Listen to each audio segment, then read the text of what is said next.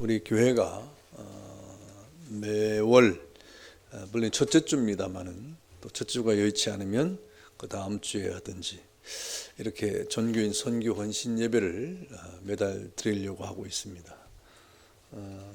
우리가 이렇게 매달 전교인 선교 헌신 예배를 드리는 것은 그만큼 선교에 대한 교회의 어떤 비중이 크다 이렇게 생각하셔야 됩니다.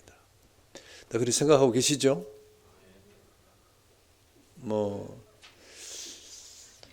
선교에 관한 이런 어떤 교회의 어떤 그 비중이 크다고 생각하시죠? 선교에 대한 비중이 크다고 생각하십니까? 선교에 대한 비중이 굉장히 큰 것을 여러분 알아야 됩니다. 예. 제발 그만하세요. 그럴 것 같아요. 여러분, 그 말은 다시 말하면 여러분들이 그냥 이렇게 선교 헌신 예배를 자주 드린다. 또 아멘 찬양대가 또 이렇게 오전에도 했는데 오후에도 한다. 그냥 간단하게 생각할 문제가 아닙니다. 그래서 특별히 우리 장로님들이나 또 우리 장립사님들이나 우리 권사님들은 우리 교회 중직이라고 이렇게 여겨지는 분들은 특별히 선교에 대한 관심을 가져야 됩니다. 그러면서 우리 선교사님에 대한 그런 케어를 해야 되는데 물론 우리 선교사님에 대한 그런 모든 케어는 하나님이 하시죠. 거기에 또 우리가 해야 될 일이 있는 겁니다. 우선 기도해야 되고 또 관심을 갖는 가운데 물질로 후원을 해야 되는 것인데 그래서 우리 교회는 이렇게 전교인 선교 헌신 예배를 드리면서 선교에 관한 그런 관심을 더 갖도록 이렇게 하고 있고요. 이제 올 한 해가 이제 마무리되어 가는 가운데 이 선교 회원으로서 여러분 특별히 이렇게 특별 선교회원이 되신 분도 있고 또 일반 선교회원이 되신 분이 있습니다. 또 아직도 선교회원이 아니라고 하면 여러분 해야 됩니다. 선교회는 가정별로 드는 게 아니에요. 개인입니다. 개인. 내 남편이 선교회원이니까 나는 선교회원이 안 해도 되겠지. 아니요. 여러분 선교회원 또 다른 모든 것도 마찬가지죠. 다 개인 회원이 되어야 되는 겁니다. 개인 회원이.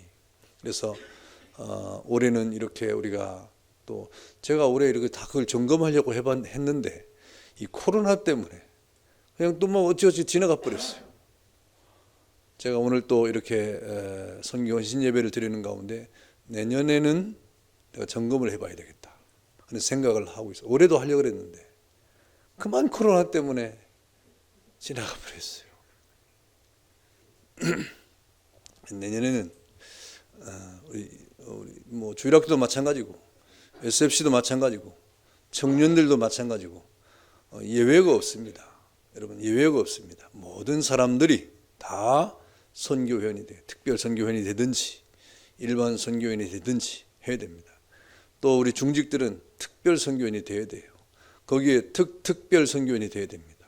그래서 이 선교에 관한 이런 마음들을 우리가 크고 넓게 가지지 아니하면 교회의 사명은 전도와 선교인데 여기에 우리가 마음을 두지 않으면 안 되는 겁니다. 무겁게 우리는 이런 선교에 대한 생각을 해야 되고 또 관심을 가져야 된다 하는 것을 여러분 꼭 이렇게 기억을 하시길 바랍니다. 한번 따라하겠습니다. 아브라함의 선교 비전. 아브라함이 오늘 이렇게 본문의 13장에 보면 이 가나안 땅에 정착을 하는 가운데 12장에 잠시 애굽에 내려간 일이 있어요. 애굽에 내려간 것은 가나안 땅에서의 이 기근 때문에 피해서 갔는데 그만 현실적인 문제로 그가 이렇게 가나안 땅에서 그 모든 문제를 뒤로 하고 애굽에 좀 더 나을 것 같은 그 당시 애굽이 국제 도시이니까 가나안보다는 훨씬 더 생활이 좋을 것이다. 가나안보다는 훨씬 더 운신의 폭이 넓을 것이다. 가나안보다는 더 먹고 사는 일이 좋을 것이다 하는 그런 희망을 품고 애굽으로 내려갔습니다.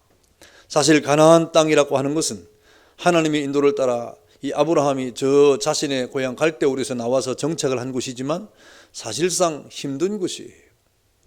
하나님 앞에 단을 쌓고 살아가고 있지만 현실적으로 이렇게 무엇 하나 이렇게 정착된 것이 없이 삶도 불안하고 또 자신의 어떤 가정도 불안하고 뭔가 이렇게 포근함이 없이 평화가 없는 늘 다툼이 일어나고 주변의 사람들과 함께 신앙적 다툼이 또 삶의 다툼이 일어나는 가운데 이렇게 늘 고달픈 그런 인생의 나그네 길을 걸어갔던 삶이 가나안 땅에서의 초기의 아브라함의 삶입니다. 그러니까 이 아브라함의 거기에 엎친 데서 심적으로 기근이 일어나니까 이 아브라함이 좀 더 이렇게 훨씬 더 삶이 양호할 것 같은 애굽으로 내려가게 된 것이죠.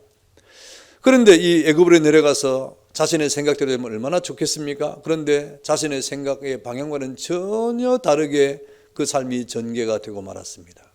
그만 자신의 아내를 빼앗길 그런 위기에 처해버린 것이죠. 애굽의 바로왕이 자신의 아내를 이렇게 왕궁으로 데려가 버려가지고 그 데려감을 당하는 사이에 자신이 아무것도 할 수 있는 것이 없는, 그야말로 눈을 이렇게 시퍼렇게 뜨고 아내를 빼앗길 수밖에 없는 처지에 놓이게 된 것입니다. 좀 더 편안하고 좀 더 이렇게 풍요롭고 좀 이렇게 넉넉하고 뭔가 좀 사람답게 살 만한 그런 이 생각을 하고 애굽에 내려갔지만 그의 삶은 더 깊은 나락으로 떨어져 버리는 그런 위기를 맞이하게 된 것입니다. 여기에서 아브라함은 아무 힘도 되지 못했어요. 자신의 아내도 지킬 수도 없었고 자신의 생명마저도 지킬 수가 없으니까 아무 소리도 하지 못하는, 그야말로 그 세속의 권세와 권력 앞에 끌려다니는 그런 사람이 되고 만 것이죠. 여러분, 이렇게 이 애굽에서의 아브라함은 그야말로 속수무책이었습니다. 여러분, 그때 누가 개입하십니까? 하나님이 개입하시는 거예요. 하나님이 꿈에 애굽의 바로왕에게 나타납니다. 너 아브라함에게 빼앗은 그 사람을 손대지 말아라, 그 아내라 이 말입니다. 깜짝 놀랐습니다. 하나님이 애굽에 있는 바로에게 개입을 하고 하나님이 그 모든 바로의 이 애굽에 개입을 해가지고 아브라함과 그 아내를 보호하실 뿐 아니라 그 아브라함과 아내를 그 애굽으로부터 다시 탈출시켜가지고 나올 때 여러 가지 금은보화를 가득 가지고 나오도록 하나님이 섭리를 하신 것이죠. 그래서 비로소 아브라함은 13장에 보니까 가나안 땅에 다시 정착을 하고 이렇게 베델과 아이 사이에 협소한 비탈진 그런 구릉 사이에 장막을 치고 또 정착을 하게 됩니다. 인간적으로 보면 고달픈 삶을 또 시작하게 된 것이죠. 인간적으로 보면 정말 이 가나안 땅에 서글픈 인생의 나그네 길을 또 걸어가게 된 것입니다. 협소하고 비탈진 구릉만이 자기의 장막터가 될 수밖에 없는 그러한 이 생활이 된 것이죠. 그러나 하나님이 그를 축복했습니다. 여러분, 우리 사람들에게 있어서 특별히 그리스도인의 축복은 하나님께로부터 오는 거예요. 하나님이 개입을 하셔야 되는 겁니다. 그래서 아브라함은 하나님의 은혜로 그 가나안 땅에 비탈진 구릉에 살았지만 많은 부유를 얻게 됐습니다. 풍요로워졌다 이 말이죠. 그러나 풍요로운 것이 다 좋은 것이냐? 그렇지 않아요. 오늘 보니까 또 다툼이 일어났다. 누가 다퉜습니까? 아브라함의 목자와 조카 롯의 목자가 서로 다투었다. 땅의 분쟁이 벌어집니다. 여러분, 이렇게 늘 사람은 자신의 이익을 따라 분쟁을 벌이고 자신의 이익을 따라 이렇게 거처를 정하고 자신의 이익을 따라 이렇게 사람이 그 마음이 변하게 되는 것이죠. 이제 아브라함과 조카 롯이 함께 거할 수 있는 그런 땅이 되지 못했습니다. 그 베델과 아이 사이라고 하는 좁은 이 비탈길은, 이 구릉은 아브라함과 롯이 함께 거할 수 있는 넓은 장소가 되지 못했던 것이죠. 그래서 아브라함은 조카 롯에게 이렇게 서로 분리해야 될 것을 제안을 했습니다. 그래서 아브라함이 조카에게 이렇게 내가 선택을 해라 이 말입니다. 내가 선택을 하면 내가 선택한 곳에 너를 보내고 그리고 나머지 선택하지 아니한 곳에 내가 거처를 할 것이다 라고 했죠. 이때 조카 롯은 기다렸다는 듯이 요단을 바라보고 소돔과 고모라 성이 있는 평지를 택해서 그곳을 떠났습니다.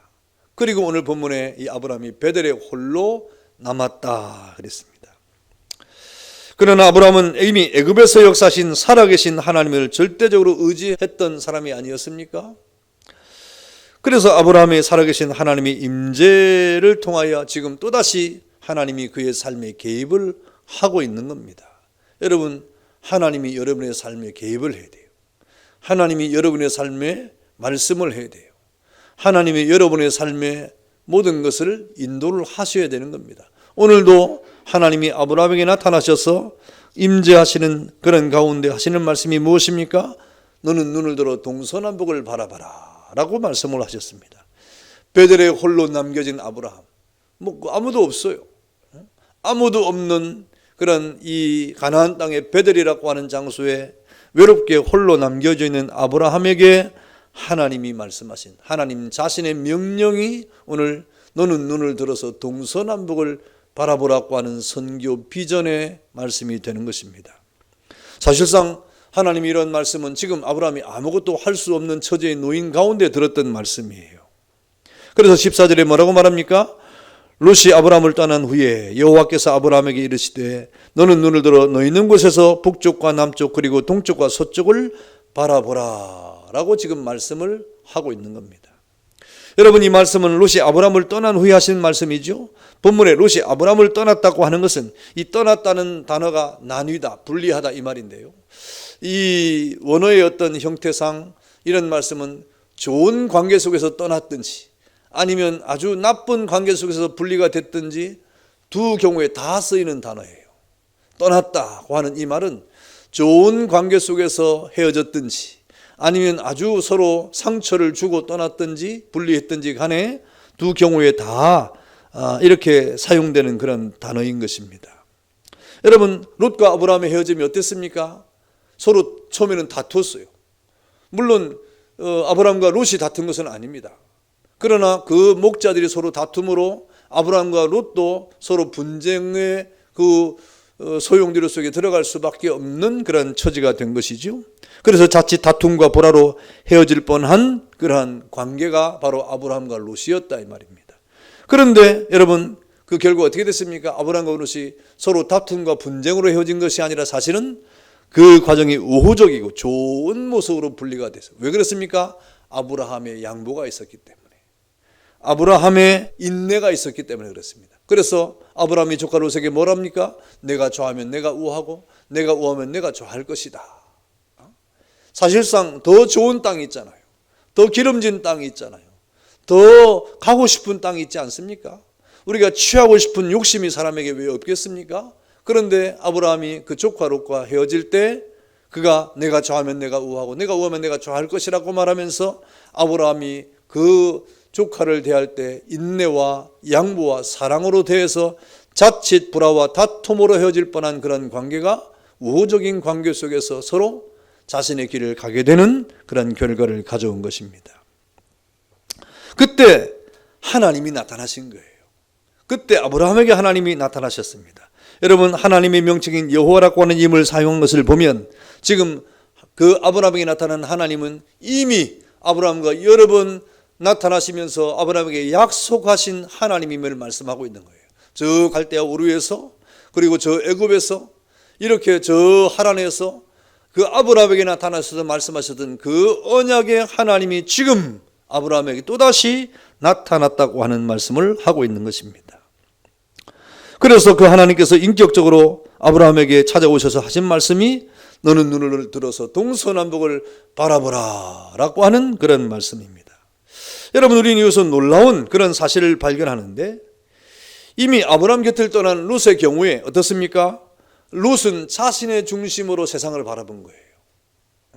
자신의 시야로 세상을 바라본 거예요. 자신의 판단력으로 세상을 바라본 거예요. 다시 말하면 삶의 중심이 자기였다 이 말입니다. 그래서 자기 삶의 중심으로 세상을 바라보니까 그 요단들이 너무너무 좋게 보였습니다.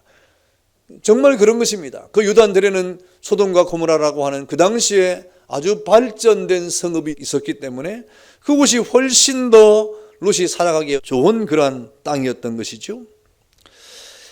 여러분, 이렇게 조카 롯은 그 삶의 중심을 자기에게 두었고 자기의 관점에서 그 모든 것을 바라보고 판단하고 선택을 했던 것입니다. 그런데 오늘 아브라함은 어떻습니까? 오늘 아브라함은 하나님의 명령에 의지해서 하나님의 말씀이 명하는 것으로, 하나님의 말씀이 정화해 주는 방향으로 자기의 삶을 중심 삼았다고 하는 것은 그 삶의 중심을 자기에게나 자기의 판단에 두지 아니하고 하나님의 말씀에 두었다. 여러분, 이 아브라함의 이 판단이라고 하는 것은 이미 그가 경험했던 사실이에요.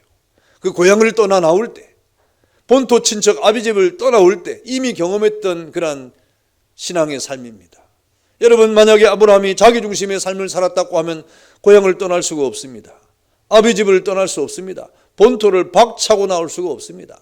그런데 적어도 아브라함에게는 자신의 삶의 중심에 그 시야가 자기 중심이 아니라 하나님의 말씀과 그 뜻을 중심했기 때문에 아비집을, 본토를, 친척을 떠날 수가 있었는데, 오늘도 역시 아브라함에게 찾아오신 하나님의 말씀을 의지해서 지금 아브라함이 그 삶의 중심을 살아갔던 것입니다.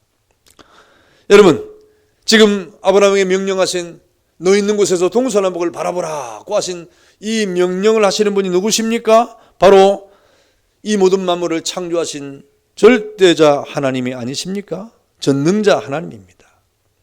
여러분, 우리 하나님은 이 세상에 그 어떤 것과 비교할 수 없는 그런 분 아닙니까? 여러분, 우리가 이 등산을 하는 경우도 있죠. 등산. 요즘에 제가 등산을 못해요. 다리가 아파서. 그런데 제가 대구에 처음 왔을 때 제가 아는 우리 동기 목사님이, 여러분 잘 아는 박윤준 목사님이 있는데, 오자마자 앞산을 가져요. 앞산을.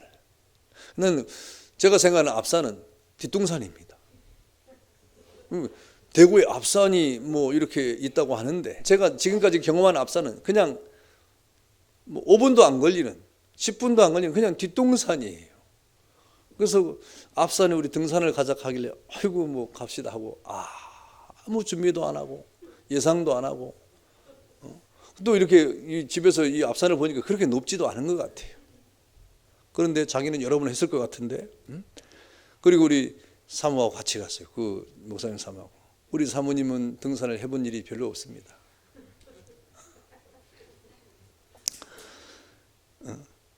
나그네 인생은 오늘도 걷는다마는인데 별로 걷는 걸 그렇게 좋아하지 않는 분이니까, 그래서 네 사람이 등산을 하기 시작하는데 가도 끝이 없어요. 앞산인데. 그래서 여러분, 요 골짜기로 올라가가지고 뭐 어디로 막 끌고 가는데,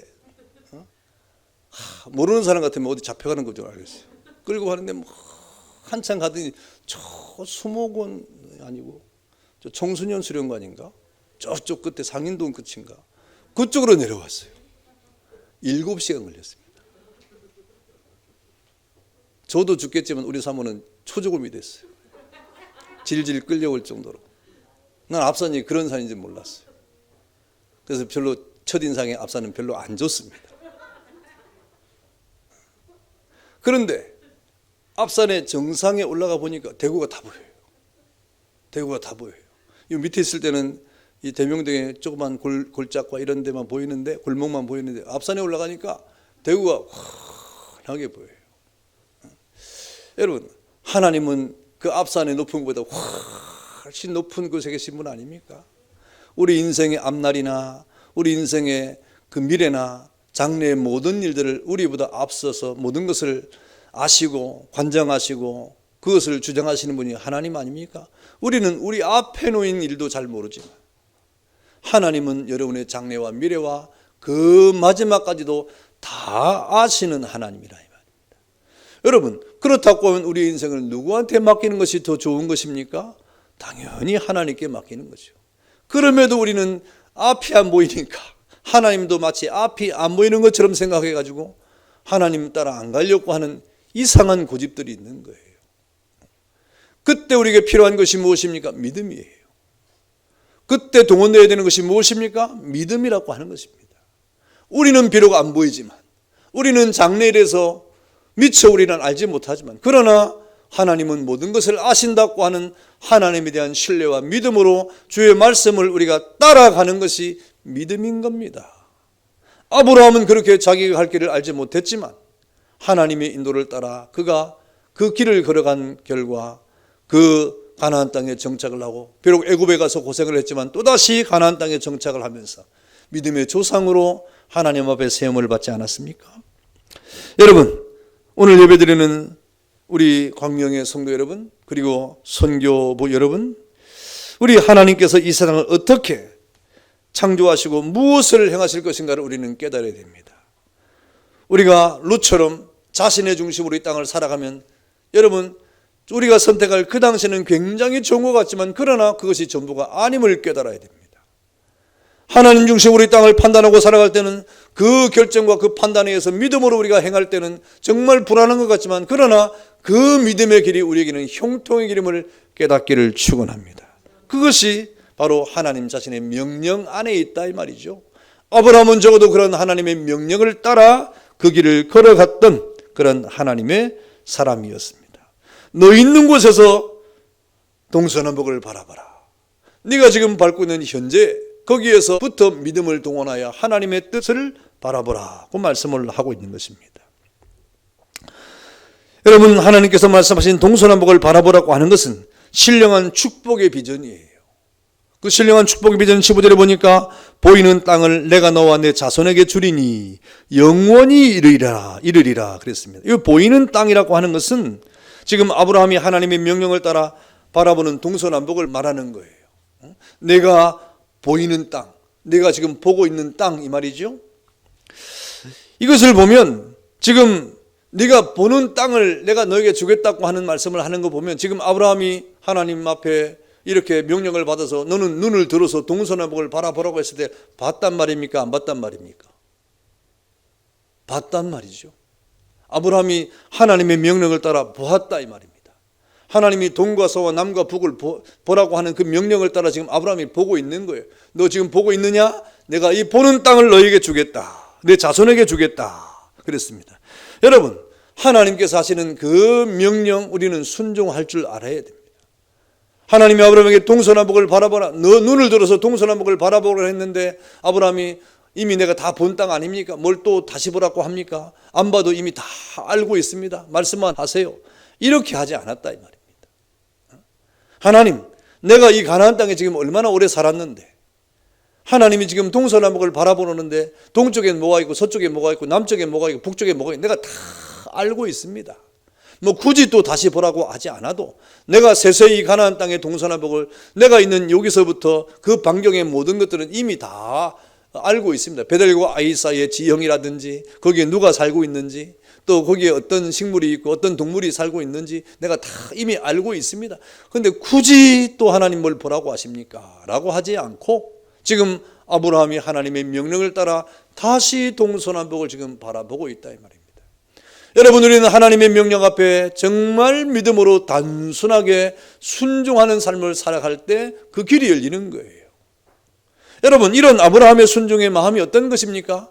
하나님이 그 마음을 지금 주장하고 있다. 지금 아브라함의 마음이 하나님의 말씀으로 지금 안정을 찾고 있다는 말이에요. 왜 안정을 찾고 있다는 말입니까? 명령에 순종하고 있거든요. 왜 우리가 하나님 말씀에 순종하지 못합니까? 마음의 안정을 찾지 못하기 때문에 그렇습니다. 이미 마음은 딴 데가 있고 이미 마음은 다른 곳에 관심이 있고 이미 마음은 하나님의 말씀보다도 다른 곳에 더 집중되어 있기 때문에 하나님의 말씀 앞에 우리는 여러 가지 핑계를 댈 수밖에 없는 것이죠. 여러분, 우리가 그렇게 하나님의 말씀에 순종해야 그 다음에 하나님의 축복이 순서가 있는 것입니다. 여러분, 이 동서남북은 바로 아브라함에게 허락하신 축복의 영역이죠. 사실 인간적으로는 조카 롯이 선택한 그것이 훨씬 더 비옥하고 훨씬 더 기회가 많은 땅임이 분명합니다. 그러나 인간적인 선택을 한 롯의 선택은 어떻습니까? 후에는 그것마저 상실하고 말지 않습니까? 그것마저 잃어버렸어요. 그리고 모든 것을 다 상실할 뿐 아니라 아내도 소금구역이 돼버리고 나중에 그리고 모든 재산도 다 거기에 놓고 나와야 될 수밖에 없는 그런 처지에 빠지고 말았습니다. 그런 상실의 아픔을 겪었습니다. 그러나 모든 것을 양보하고 누가 봐도 척박한 땅 광야에 홀로 남겨진 아브라함은 만유의 주인 되신 하나님께로부터 내가 보고 있는 모든 땅을 영원히 너와 내 자손이 소유하게 될 것이다 라고 하는 정말 큰 큰 약속을 받고 있지 않습니까? 이것이 하나님의 말씀의 은혜예요.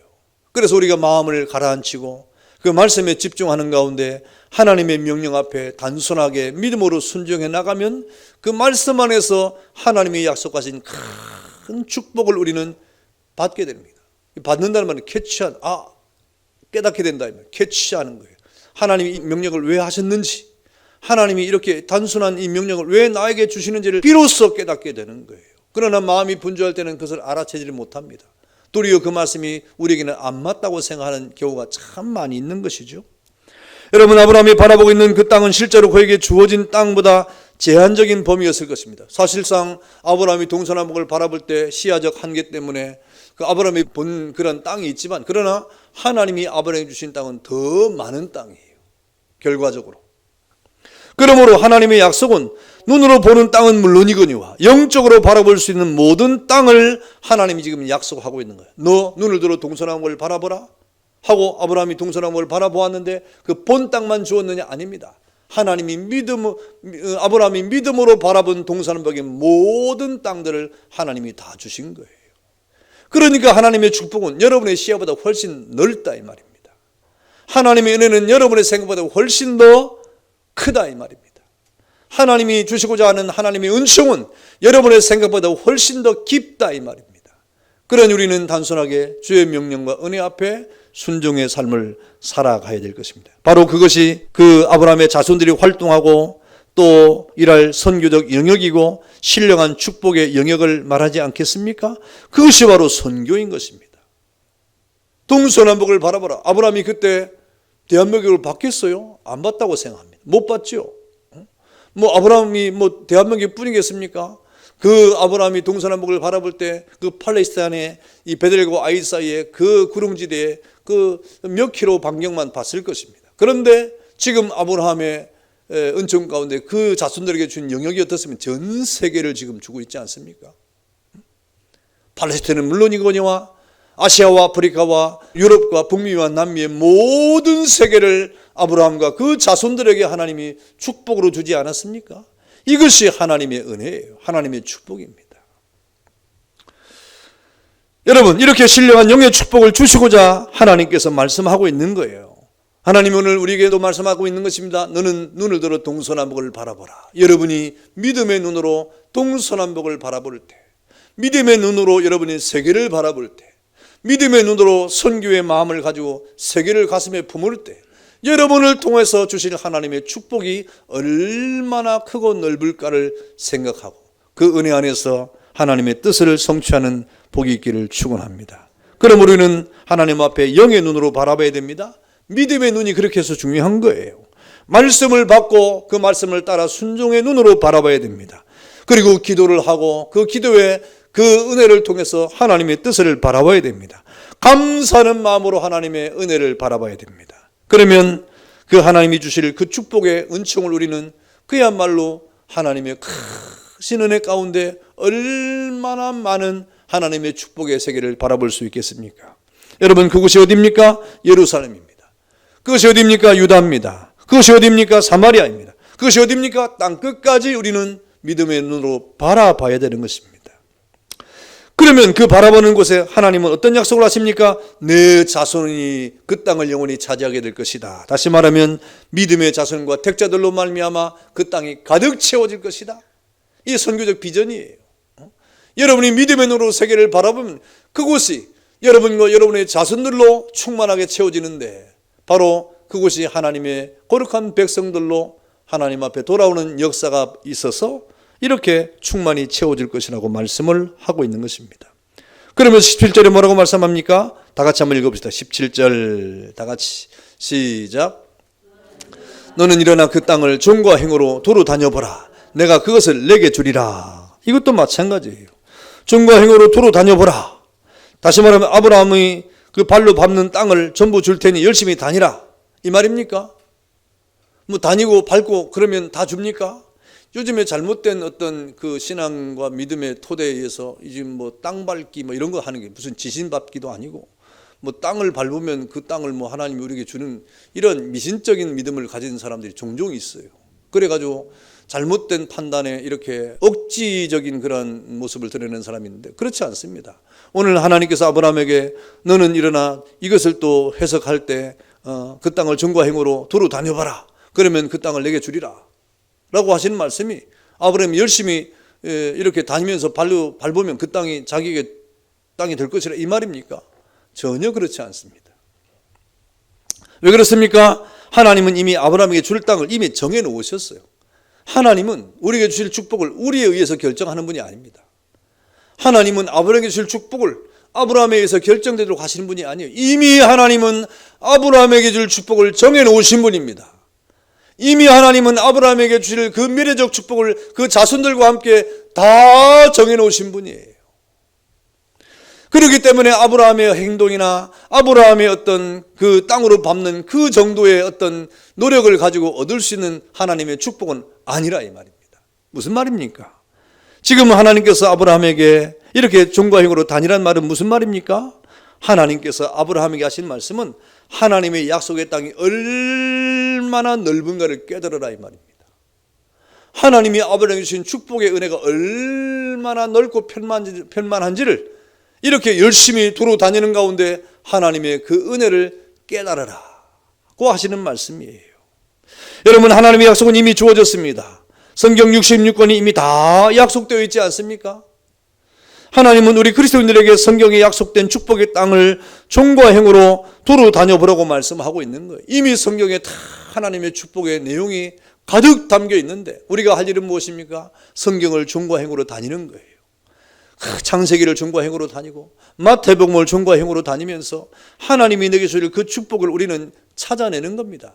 그것을 깨닫는 겁니다. 얼마나 하나님이 우리에게 많은 축복을 허락해 놓았는지를 성경을 우리는 다니면서 우리는 깨달아야 됩니다. 그래서 성경을 가까이 해야 되는 것이고 성경을 묵상해야 되는 것이고 성경을 상고해야 되는 것입니다.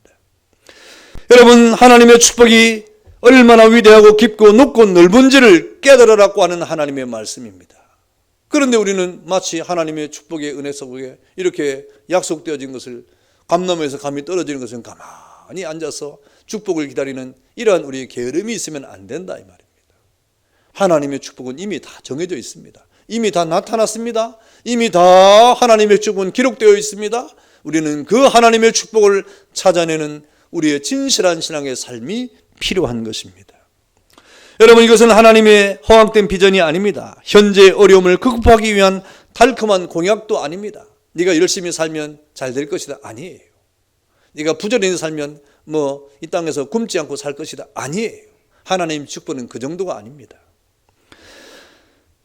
나의 것이 된 줄로 믿고 여러분들이 기도하고 바라는 것들, 그 신령한 축복들을 sem하여서 종과 행으로 다니면서 동서남북을 바라볼 때 하나님의 축복의 그 높이와 깊이와 넓이를 깨닫는 자들에게 하나님은 그것을 채워주실 것이다 하는 말씀입니다. 여러분, 그러므로 여러분은 하나님의 은혜 가운데 하나님께서 우리에게 약속하신 이 광명 안에서 하나님의 말씀 안에서 우리에게 준 축복을 우리는 바라봐야 되는 거예요. 종과 행으로 다니면서 동서남북을 바라봐야 됩니다. 광명에 차고 넘칠 수많은 구원의 자녀들을 우리는 바라봐야 됩니다.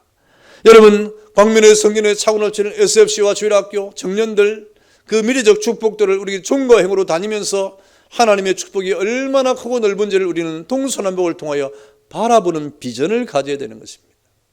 선교적 비전도 마찬가지예요. 현재는 미약하지만 5대양 6대주의 우리 광명이 파송한 선교사들과 또 여러분이 하나님 앞에 기도하면서 받은 선교지에 정말 편만한 동서남북에 잃어버린 아브라함의 자손들을 수확하는 축복의 내일을 바라보는 그 비전 가운데, 그 축복 가운데 하나님이 그 은혜로 여러분에게 채워주실 것이다. 여러분, 아브라함이 오늘 13장에 동서남북을 바라볼 때는 허벌판입니다. 아무것도 없어요. 아무것도 없어요. 같이 있던 롯도 그냥 떠나버렸어요. 그러니 자기와 함께 그 가족만 남아있는 것 아닙니까? 그러니 무슨 비전이라는 게 있겠습니까? 도리어 비전이 점점 축소되고 있을 판 아닙니까? 그런데 하나님은 너 일어나라 이 말입니다.